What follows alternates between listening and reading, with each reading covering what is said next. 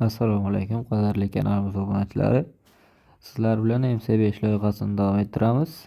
11-savollarga yetib keldik. Hozirgi videoda 11-savollarning yechimini qilamiz. Birinchi savolni boshlaymiz. Ifodani soddalashtiring debdi. Demak, birinchi qausni ichini bajarib oladigan bo'lsam, birinchi ikkinchi ish qilib yechaylik. Xo'p, birinchi ishimiz qausni ichini bajarsam 2x. Xo'p, yozib o'tirmagay. Umumiy makhraj berib, birdaniga hisoblab yozsam. Mana bu bilan mana buni ko'paytirsam, mana bu x kub minus 8 ni beradi. Demak, mana bunga x minus 2 tadan umumiy makhraj berishim kerak.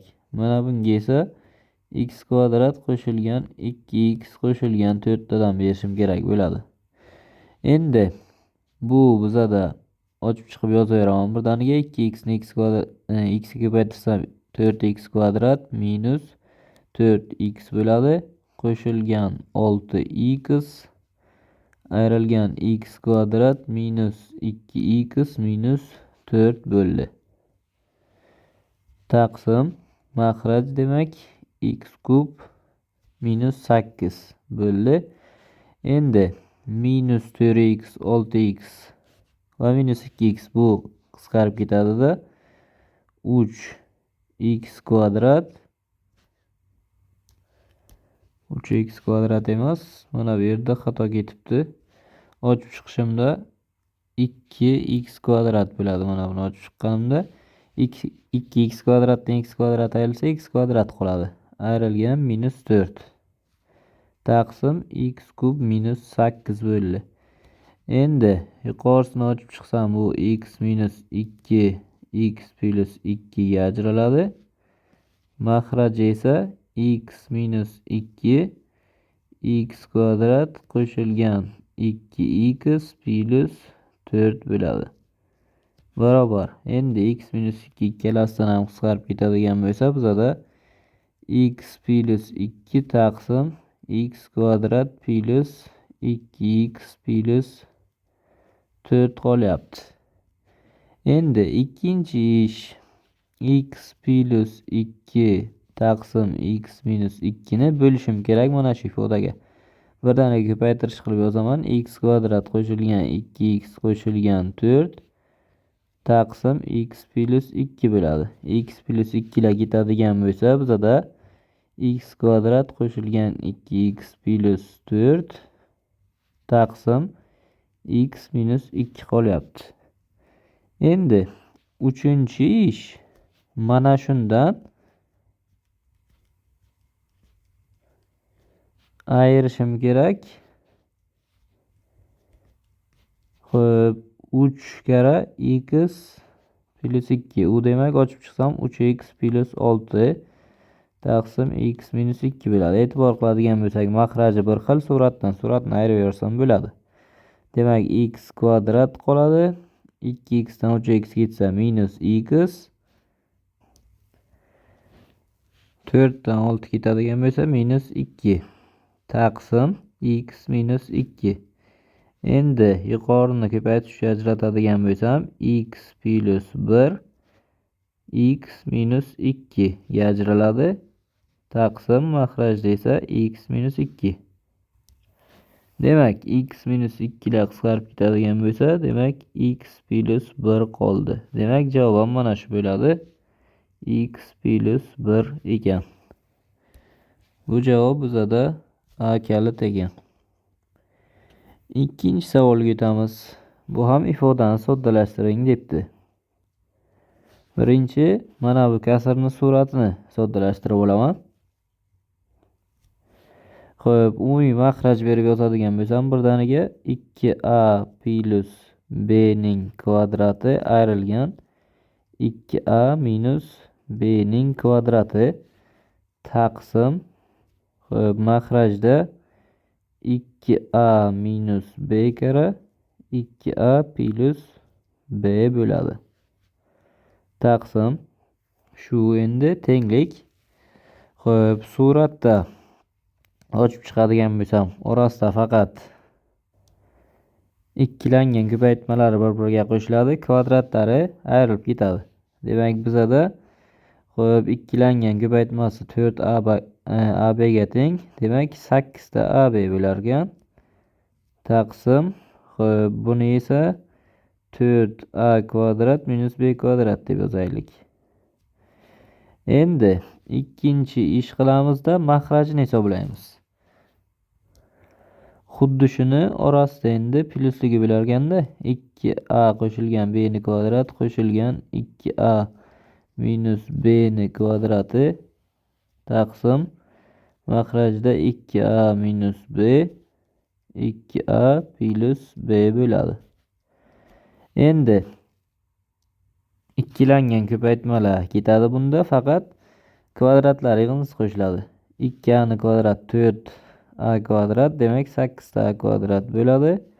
B kvadratlarim esa 2B kvadrat bo'ladi. Taqsim mahrajim 4A kvadrat minus B kvadrat. Endi birinchi ishni ikkinchi ishga bo'lishim kerak. Bizada bu mana bu yerdan yozay, uchinchi ish bo'ladi. Buni bunga bo'ladigan bo'lsam, xo'p, 8AB taqsim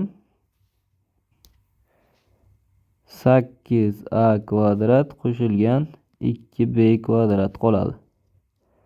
Endi buni ham 2 ga qisqartirib yuboradigan bo'lsam, 4AB taqsim xo'p 4A kvadrat qo'shilgan B kvadrat bo'ladi. Endi to'rtinchi ish mana shuni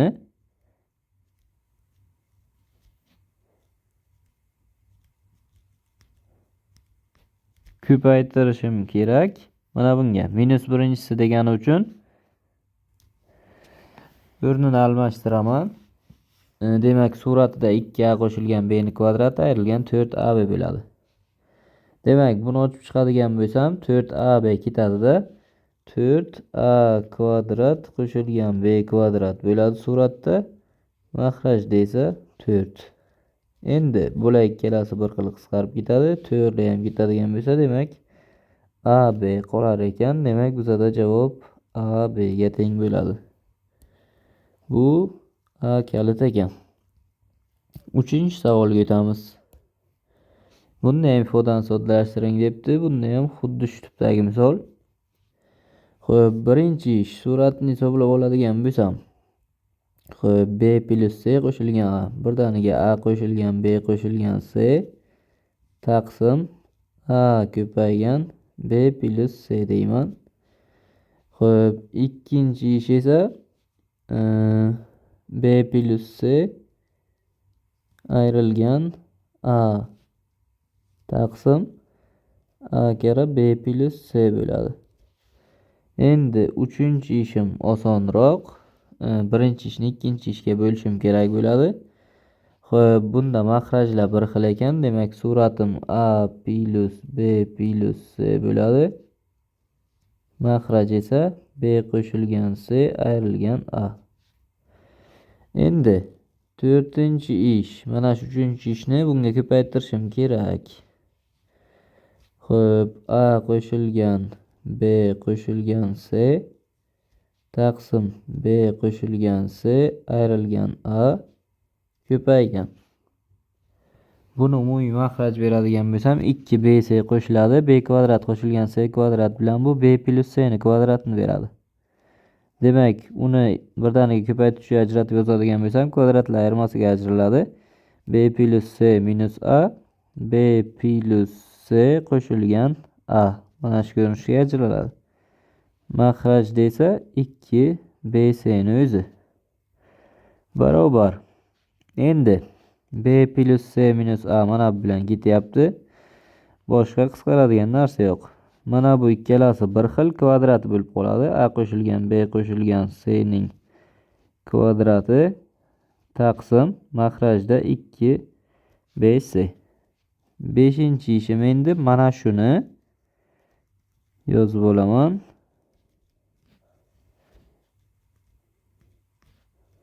Ko'paytirishim kerak. A plus B plus C ni minus ikkinchisiga. Mana bu ikkalasi bir xil, ikkalasi qisqarib ketadi. Demak, bizada 1 taqsim 2bc chiqyapti javob.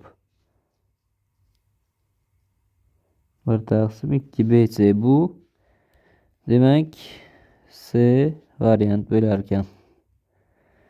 4-savol. Bu ham ifodani soddalashtiring debdi. Demak, buni ham birinchi, ikkinchi ish qilib boshlayveramiz. Birinchisi, mana bu qavsni hisoblab oladigan bo'lsam, a plus ildizda 2 bu a kub qo'shilgan 2 ildizda 2. A kub mana bu a ni kubi bo'lyapti, ildizda 2 ni kubi 2 ildizda 2 bo'lyapti. Demak, mana bu a plus ildizda 2 bu kublar yig'indisi ko'rinishida. Demak, bunga ko'paytirish ajratsam, mana buni ko'paytirish ajratsam, birinchi qavs bunga o'xshab qoladi. Ikkinchi qavsini bunga umumiy makhraj berib yuborishim kerak. Demak, ikkinchi qavs bizada a kvadrat minusda ildizda 2a qo'shilgan 2. Mana shuni beradi. Shuni umumiy makhraj berib yuborishim kerak. Xo'p, demak a kvadrat minus ildizda 2a qo'shilgan 2 minus a kvadrat minus 2 taqsim. Xo'p, a plus ildizda 2 ikkinchi qavsini o'zini yozaveraman. A kvadrat minus ildizda 2a plus 2 deb. Endi a kvadratla ketadi, 2 ham ketar ekan. Xo'p, minus ildizda 2a taqsim. Xo'p, buni uzun yozish ozgina muammo, o'zini yozib qo'yaveraman. Kerak bo'lsa yana ajratib yozamiz. Mana shu qolyapti. Shuni minus birinchisi degan. Demak, birdaniga yozib ketaveramiz. Mana buni minus birinchisi deyman-da, buni ham minus birinchisi deyman. Xo'p, teskarisi bo'ladi. Demak, a kub qo'shilgan 2 ildizda 2 taqsim ildizda 2a. Oldida minus bor. Mana shu. Endi ikkinchi ishim bu qavsni hisoblab olishim kerak mana buni. Demak, bunga 2a umumiy makhraj bo'lar ekan. Bu uchun mana bunga a berishim kerak. Bunga ildizda 2a berishim kerak. Bunga esa 2 umumiy makhraj berishim kerak bo'ladi. Xo'p, shunda a kvadrat minus ildizda 2a qo'shilgan 2 taqsim makhrajda 2a hosil bo'ldi. Shuni ham demak bunda ham minus birinchisi degan o'rnini almashtirib yozib qo'yaman bo'ldi. 2a taqsim a kvadrat minus ildizda 2a plus 2 bo'ladi. Endi uchinchi ish, a kub qo'shilgan 2 ildizda 2 ni ko'paytirish ajrataman, chunki mana bu ikkinchi qavs bilan bir xil bo'lib qolar ekanda. A plus ildizda 2 ko'paygan a kvadrat minus ildizda 2a qo'shilgan 2 taqsim ildizda 2a ni ko'paytirishim kerak mana bunga. 2a taqsim a kvadrat minus ildizda 2a qo'shilgan 2. Endi xo'p, bu bilan bu ketadigan bo'lsa, mana bu yerda ildizda 2 qoladi. Bu bilan mana bu qisqarib ketadi-da. Ildizda 2 ko'paygan a plus ildizda 2 qolar ekan. Endi 4-ish, mana shuni ko'paytiraman ildizda 2 taqsim a plus ildizda 2 ga. Xo'p, bular ketar ekanda, ildizda 2 kara ildizda 2 qoladi. Bu demak bizada 2 ga teng. To'g'ri javob 2 bo'lar ekan. Bu bizada B variant ekan. Oxirgi 5-savolimiz. Bunda ham ifodani soddalashtiring debdi. Buni ham birinchi, ikkinchi ish qilib yechsak osonroq. 1 taqsim. Qo'yib a kvadrat minus a dan a ni chiqarib olsam, a kara a minus 1 bo'ladi.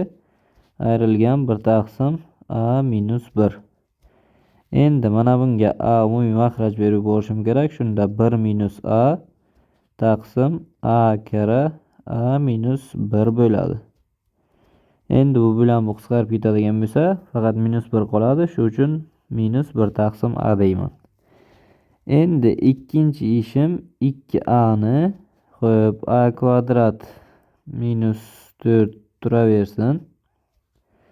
Ko'paygan minus 1 taqsim a. A la ketsa, demak minusda 2 taqsim a kvadrat minus 4 bo'ladi. Endi oxirgi uchinchi ish 1 taqsim 2 ko'paygan a minus 2 ga qo'shishim kerak shuni. Demak bu ayrish bo'ladi. 2 taqsim a kvadrat minus 4 ni ko'paytirib ajratib yozaman. A minus 2 a plus 2. Endi umumiy makhraj berishga to'g'ri keladi. Mana bunga 2 tadan beraman. Bunga esa a plus 2 ni berishim kerak. Shunda a plus 2 ayrilgan 4 taqsim 2 kira a minus 2 a plus 2 bo'ladi.